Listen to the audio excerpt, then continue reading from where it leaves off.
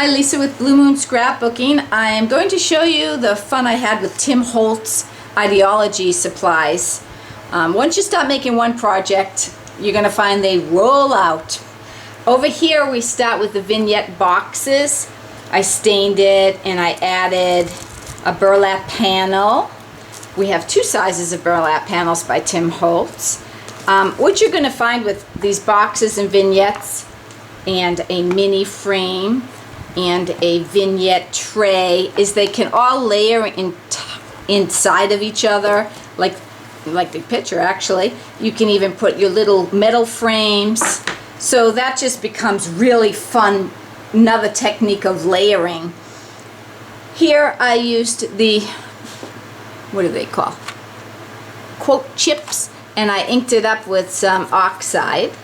We have some baubles and some little paper dolls. You're going to find paper dolls and the butterflies everywhere.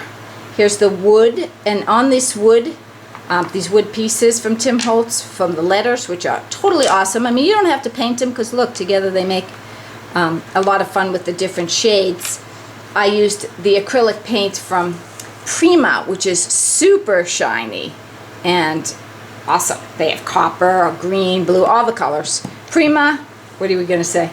No, they're spectacular, really Yeah. easy to use, and you get a lot of color. And I was going to say on those burlap panels, it's how dull they look in the package, and then how great a backdrop to add things, to secure them, to glue them. And you can paint them. And you can paint them. And since I didn't use much showing here, no need to paint, but yeah, that would be awesome to paint. So make sure to pick up a couple colors of these because they'll come in handy.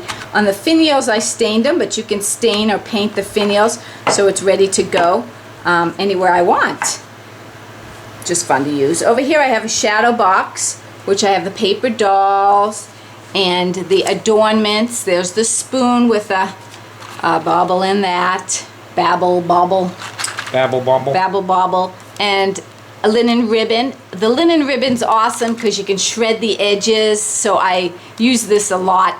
Now on the paper, Tim Holtz's new paper is good in itself for looking like it's layered, but when you buy layers, then you can, and I usually keep mine by sizes, so when I want to throw them everywhere, it's easy to work with and you look like you went to a flea market. So that is cool to have.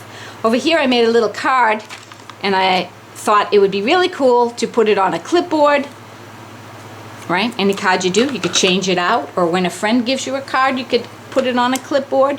Paper dolls and the layer, I call them butterflies, but the butterfly layers, because they have what, 83 pieces, so you can use them in a lot of places. Tim Holtz Brad, more of the quote chips, which you take your oxide and you color them, or you could use your distress ink, very simple. But to get this like watery look on a piece of chipboard that I had laying around, this is how you want the oxides, because you just put a drop of water and you get that.